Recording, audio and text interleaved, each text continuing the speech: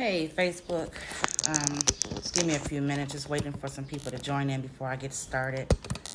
And just adjusting, making sure I have good enough lighting. It's not dark here yet, but want to make sure my light in the background, everything was good because it's a little dark in my living room. So we'll give people, a few more minutes because, of course, I said I started at 6, but it's 4 minutes to 6. So I want to make sure I was on, I was live, the picture's good. If you're tuning in, just give me a thumbs up, say hello. We'll be starting in 3 minutes. So, let everybody know. The title of the live, of course, is there. What does depression really look like? And that's what we're going to be talking about today. So just, share with your friends, tag people to see.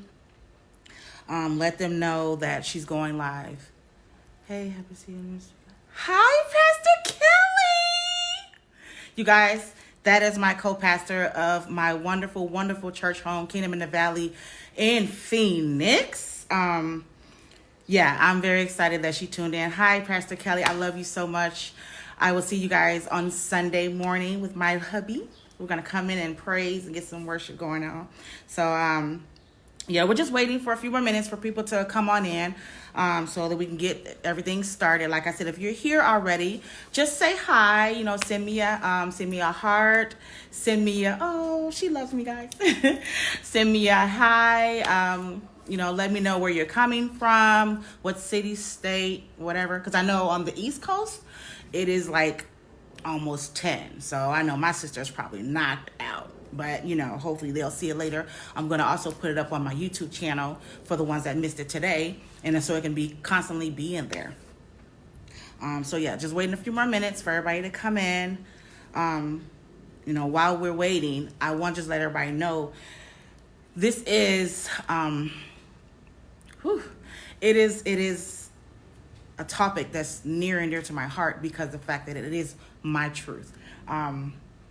I am a black woman in America, so I have enough problems on my back, but, this specific topic is not talked about as much in our communities, I don't know if you guys saw my post on Instagram where I said that, I was told when I was younger, depression is not a black woman's problem. That's a white woman's problem. That's not true. That's not true.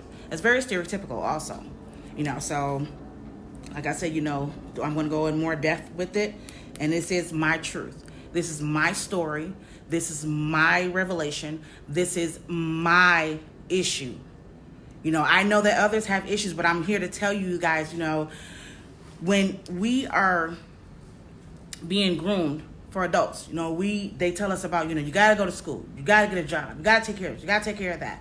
But mental health is never really mentioned, especially in our households. So, again, that's what this is about. So, it is now 6 o'clock. So, I'm going to get started. Just putting down my iPad here because I did take some notes. So, I'm going to go into that as well. And you guys, like I said, I'm very nervous because this is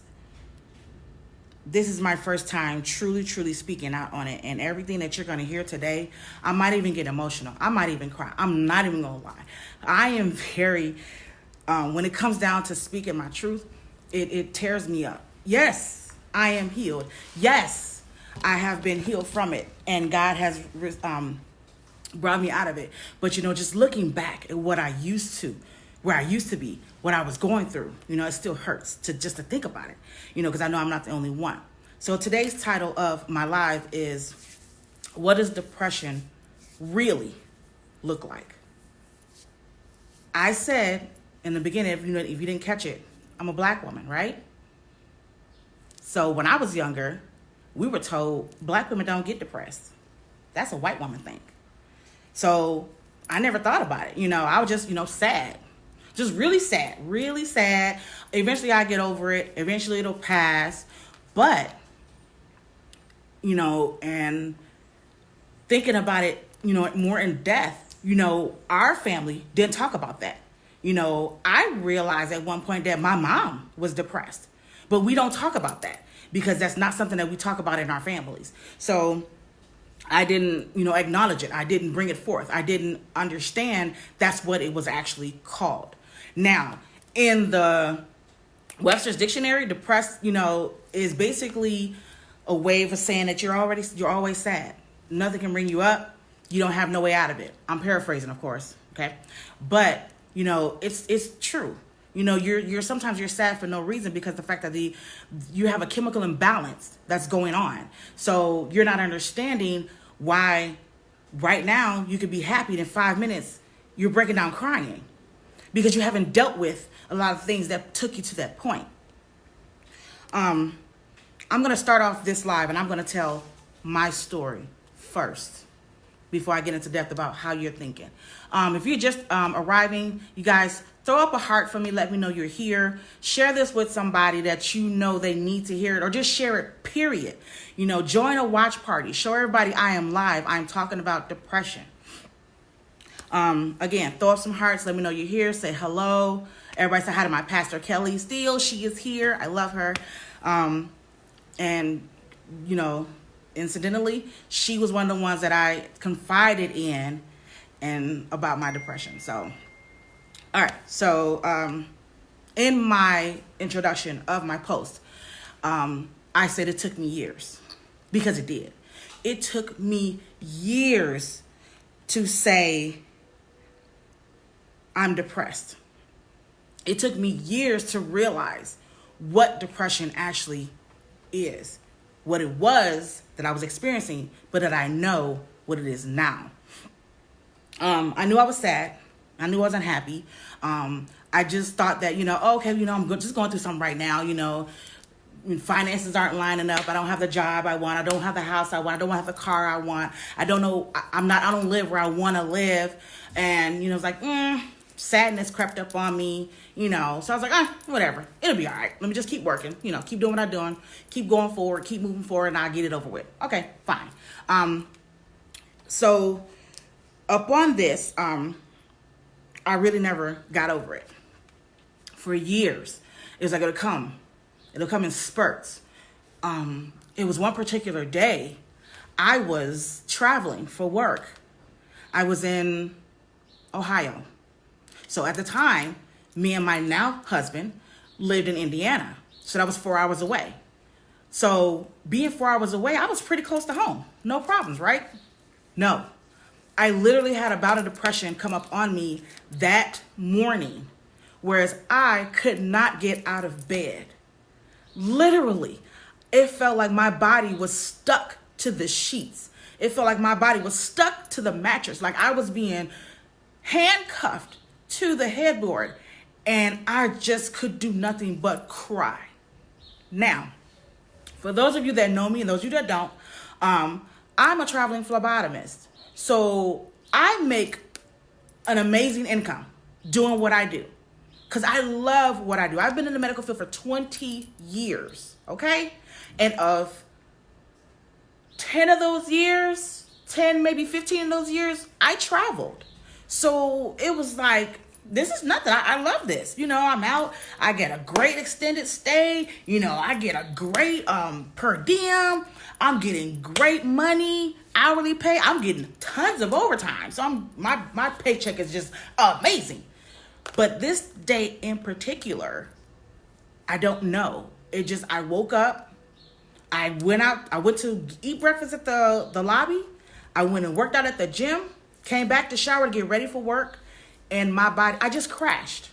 I crashed on the bed, and I just laid there for like an hour. Now, I had 3 hours to prepare to get ready for work because I worked the second shift. And I just started crying. Out of nowhere. I'm telling you guys, out of nowhere, I just started crying because what? I couldn't find my other sock. That was the first reason why I started crying. I was like, I just had my socks. I just did laundry. And I do laundry on the premises. So it's like I go from one building to the next to bring my laundry in. I couldn't find my sock and I just burst into tears. And then once that happened, it was like a flood. I couldn't stop crying. I was laying there and my body just froze. It froze. And then I text my fiance, then husband now, and I said, babe, I can't go to work. I can't get up. And he said, what you mean? You can't get up? And I'm like, I cannot get out of bed. He said, what's wrong? Are you hurt? So he stopped texting me and called me right away.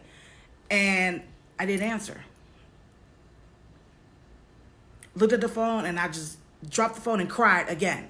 Then I gathered myself for 5 minutes, enough to call my job, the assignment that I was at. And I said, hey, this is Willa. I'm not feeling well. I'm not coming in tonight. They said, okay, Willa, we'll see you tomorrow. And I said, okay. And I hung up. As soon as I hung up, I started crying again.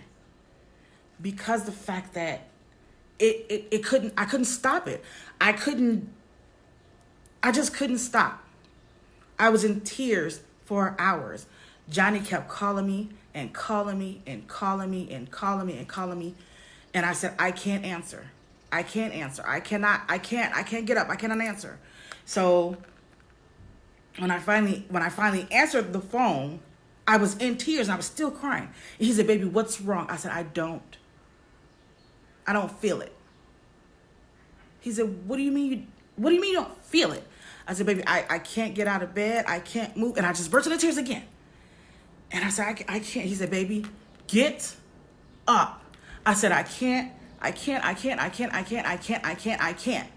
kept saying that to myself. I can't. So physically, I could, but mentally, I couldn't. I could not mentally get myself up out of the bed. I could not fight it. It just kept keeping me stapled. that's right where I want to put just subjected to this horror of not being able to get out of bed mentally in my mind. The last time I felt this way was 1998, I believe it was, where I was watching something on TV and it brought back horrible memories of my childhood. When I was younger, I want to say from the age of 2, maybe 3, those are the facts I've been told. 2, 3 years old, I was molested. I was molested by not a stranger, not somebody just came over and touched me. No, I was molested by family members. And I say members with an S because it was plural and it was more than 2.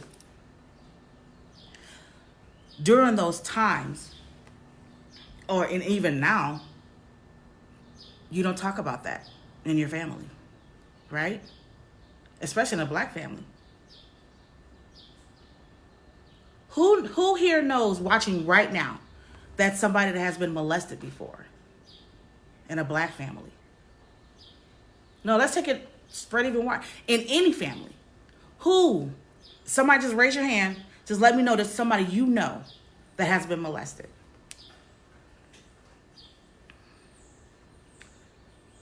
The reason why I ask that is because it may not be you. It may have been somebody that you knew.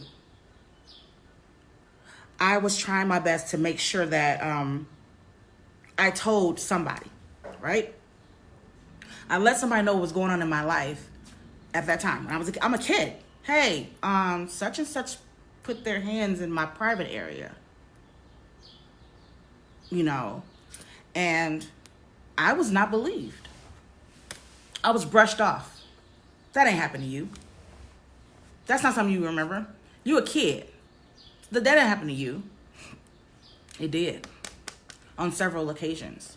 From the age of 2, 3, that's the recollection that I'm getting, to the age of 13.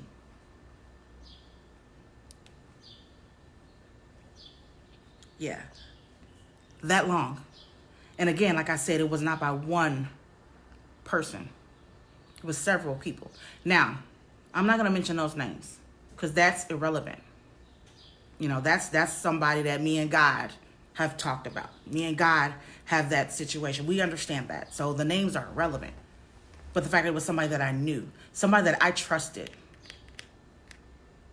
you know, made me think totally different about myself. You know, and so since I was not believed when I told these stories of what was going on, because they weren't stories, they were things that happened to me. So when I was telling what was happening to me and I was being ignored, I was being brushed off, I was being told, yeah, whatever, that ain't happened to you. You are okay. Go play. Go play. Okay. Or the worst one told me, the worst thing that told me was, that ain't happened to you, and if it did, it was your fault for after being so damn fast. Is that what you tell a young girl? That somebody forced themselves upon you? And then they told you, you don't tell nobody. Here, $20, don't tell nobody. So as a kid, I'm sitting here being told by this adult not to tell nobody what they're doing to me, and then paid me in the process. So guess what I felt like then? I felt like a prostitute. I'm gonna do this to y'all anytime I want to. Here's this money, don't you tell nobody. Don't tell nobody, right? Like I said, I dealt with this from the age of 2, 3 years old to 13. 10 years, y'all. 10 years of the bribes and not telling nobody, right? So what did I do? I didn't deal with it. I blinked it out of my mind. You know, I fought against it so it would not continue to haunt me. Up until, I want to say about 3, 4 years ago, my children did not know this about me because I didn't want them to know. I wanted to hide this deep, dark rooted secret from my children because I didn't want them to feel the hurt that their mother was feeling when I was their age. My children cried for me. My son was angry. Mama, why you didn't tell me? That's not something you want to tell your children. That's not something that you want your children to look at you as. As the strong mom I tried to be for my children, I didn't want my children to see that part of me. I didn't want them to deal with something like that I dealt with. You know, but I tell them all the time, you can tell me anything. I don't care what it is. You can tell me anything in the world. My mind and ears are open to anything you have to say to me. But I couldn't do the same thing for my children because I didn't feel it was relevant. I'm the mom. I have to protect you. So since I have to protect you, me telling you my problems, me telling you what I was going through, I don't want you to experience that, right?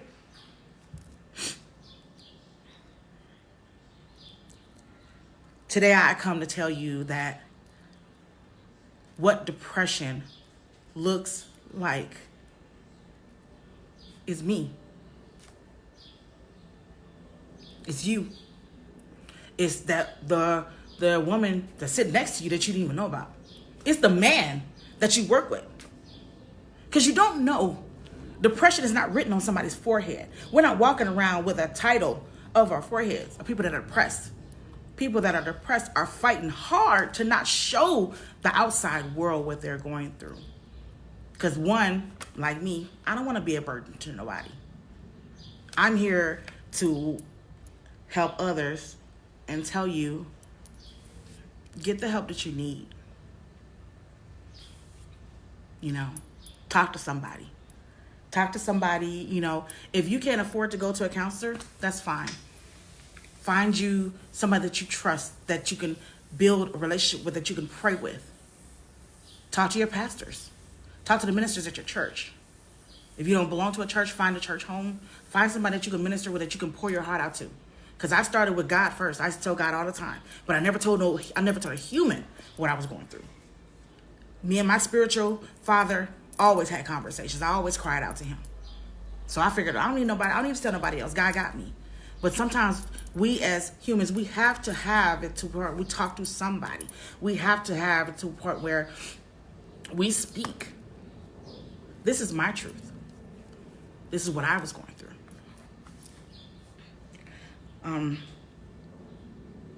But the problem is, we hurt.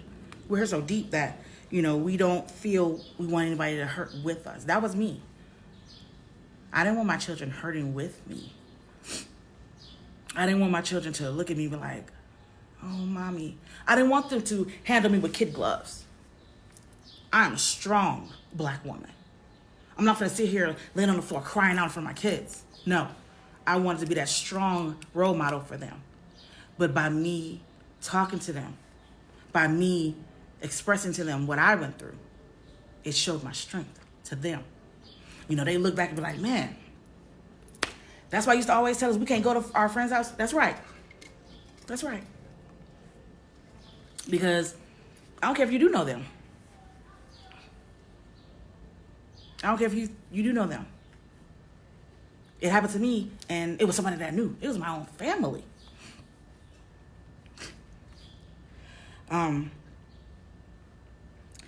It really it turned my life all the way around. Whereas I didn't want to deal with people in certain ways. Yeah, I had children, but by me being molested as being younger, that built up a curiosity, because I was depressed. That was my way of coping with it. What better way to get off all the anger that you got to give it to somebody else? That's the way I used to think. Because they weren't listening to me when I was telling them. That phrase, hurt people hurt people? That's what it is. Yeah. Hurt people hurt people. So I'm here to tell you today that I'm speaking my truth. Because I want to help somebody else. If you're dealing with something mentally that you can't seem to break from, get the help that you need. There are psychiatrists out there. There are psychologists out there. There are people that help you, that have degrees to help you through that. I hid it from my children because I didn't want them to go through the same things I went through. That's why I kept a real close eye on them. And it was like, where you going? Who you with? Who is that? Who are they? Who are their parents? Who live in their house with them? That was the questions. Anytime my kids are asked to go to their friend's house, who lived there? Who always over there? Where they live? I'm coming over there. I'm checking it out. Because that was the fear I had. Dealing with somebody who went through that. Man, it's deep. It's really, really deep. That's because I didn't get the help I needed. And that time when I was in Cincinnati, I spoke to somebody. The hospital where I had my assignment, I spoke to someone there. I took that time off. Well, nope, it was a day off. I had the day off. No overtime today. I'm going to talk to somebody. And I laid it out on the line.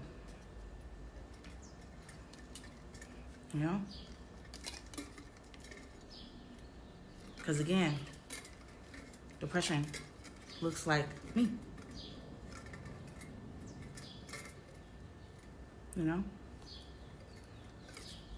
So I've talked about my story and my truth.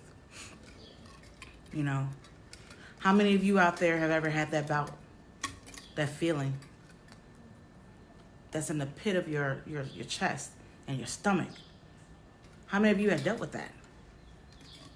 Even if it's just a spur, it was just once, like whoa, just can't stop. Like I said, I used to have bouts of crying spells. My crying spells will last for a long time. Because I'm harboring all that hurt, all that pain on the inside that I never dealt with when I was younger.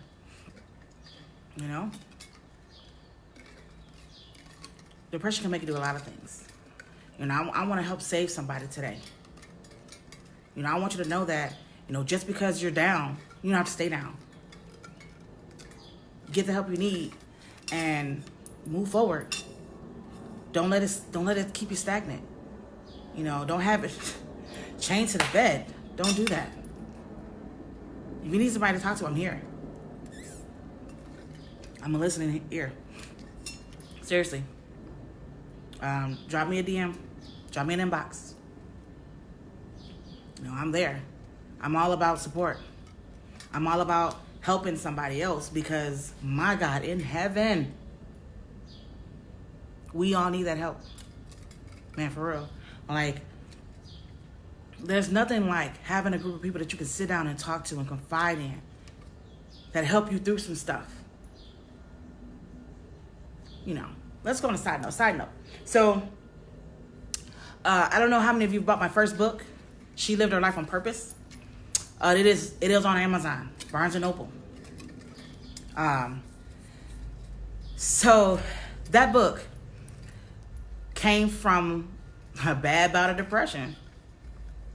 When my divorce was ending, the last 2 years of my marriage, when my marriage was ending, the last 2 years of my marriage before I got divorced, I only wrote this book because I had a life coach that was guiding me, that was helping me. And she was telling me, have you been journaling? Yeah, I journal all the time. In my journal, I am very colorful with my language, okay? Because guess what? It's mine. So I wrote all kind of stuff in it. You ain't, we ain't, I can't, you make me. Everything. Very colorful language. And I will not say that here. Very colorful language. But within that colorful language, I was getting out all that anger and all that pain that I was going through in that marriage. So I'm going to give you a synopsis. I'm going to give you the synopsis of the story. Basically, the last 2 years of my marriage were horrible to me. They were really horrible. I tried everything to keep it alive. I even begged. Okay? I begged. All right? Hold on. Let me put this water down. I believe I'm a queen, right? I deserve everything because I am a queen and I'm a child of God. So I deserve to be treated with love, respect. I deserve to get, my heart filled. I married this person, so I should have no worries. That wasn't it. It brought up a lot of problems. It brought up a lot of bad memories, right? So when my life coach told me, shout out to a goddess love. She was my life coach. She told me, write a book. Write your story. And I said, wait, pause. You want me to tell the world my business? First of all, we don't do that. We don't tell the world our business. I'm trying to keep my private life private. So nobody needs to know my business. She said, well, how's you supposed to heal from that? I said, I'm talking to you. She said, yeah. She said, but you're going to help somebody else. It ain't about you no more. Actually, take that back. It was never about you. And I was like, what do you mean it ain't ever about me? This is about me. She said, yeah, but no. It's not about you. So after some time in prayer, lots of prayer, I finally wrote my manuscript. Got with an editor. Shout out to Shalonda Whittington. Got with her. She helped me work through all the kinks. And that book was done and published in 2017. She Lived Her Life on Purpose on Barnes & Noble and Amazon, y'all. Check it out. I was so depressed because this is ending. This is my life. So what I did was, I wrote the book, put the book out. It was great, right? But before that, I went and talked to my pastor. And I let him know what was going on. And he told me, he's straight up. That's why I love my pastor. Shout out to Pastor Reginald Steele at Kingdom in the Valley Church in Phoenix, Arizona. He said, real talk, if you did everything you would do, if you did everything that you could do, then it's time for you to go. So I said, you know what, Pastor, thank you. Threw my hands up when I went. So one day, me and my life coach went to church. And this was after I cut God out. I said, I'm not going to church. For what? Look what happened to me. Why is all this happening to me? All this stuff is happening to me, right? So I didn't go to church. So there's one time I went to church with them. And, you know, they talked about everything. The pastor did the altar call. And she said something that just dragged me. Come to the altar for prayer. So I went to the altar for prayer. She stopped. She said, you. And she pointed at me. Me, y'all. She pointed at me. She was like, I'm your pastor. I know you. I know what you're going through. I know. Why did you stop coming? And I was like, I was snatching my pearls. Like, she really was talking to me. She really was literally standing in front of me.